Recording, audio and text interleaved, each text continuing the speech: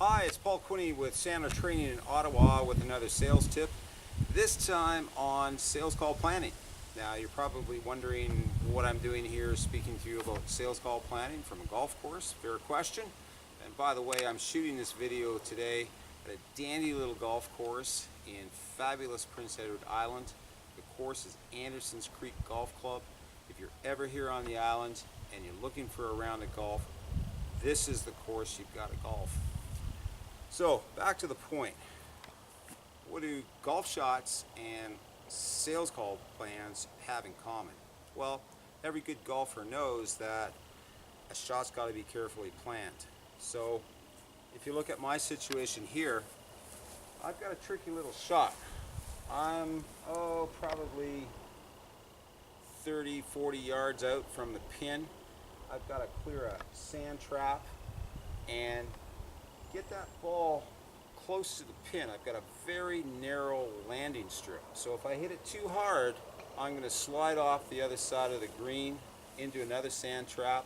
If I don't hit it hard enough, I could be in this sand trap, or I could be looking at, if I don't land it on the green appropriately, I could be looking at a nasty downhill putt where I have no control over the speed of the ball. So just as golf shots have got to be planned properly, same's true of sales calls. Now I talk to a lot of presidents, company owners, and they'll tell me they've got the impression that some of their sales reps spend more time planning golf shots than they do actually planning their sales calls. So they've got reps that'll tell them, oh, I think I'll just touch base with the customer, and there's really no purpose to the conversation. There's no end point. Other reps will say, I'll go with the flow, see how things go, see where things end up. Other reps will do something that we at Sandler call show up and throw up. So they'll talk endlessly about features and benefits, and in the process really bore the customer out of his mind. So as a minimum, your sales reps have got to have a few things that go into planning their sales call. There should be an agenda. They should understand what the customer's looking for out of the meeting. They themselves need to understand what they have to have at the end of the conversation. What key questions need to be answered. They need to have an agreement, a commitment on time. How many times have your sales reps showed up to a meeting thinking that they've got an hour with the customer, only to find that they've got 15 minutes?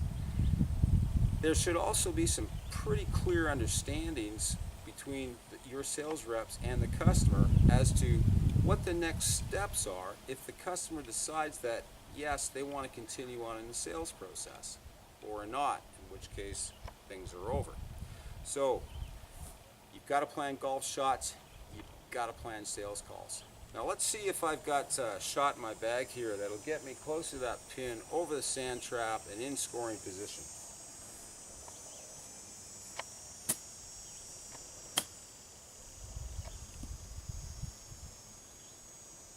Oh, right back in the sand trap.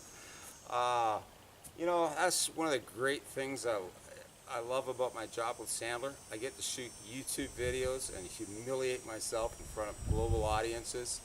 If there is a golf pro out there watching this video, could you please call me? I need to desperately. Maybe we can work out a deal, a little coaching in return for some golf lessons. Anyways, that's another Sandler sales tip. Sandler Training, Ottawa.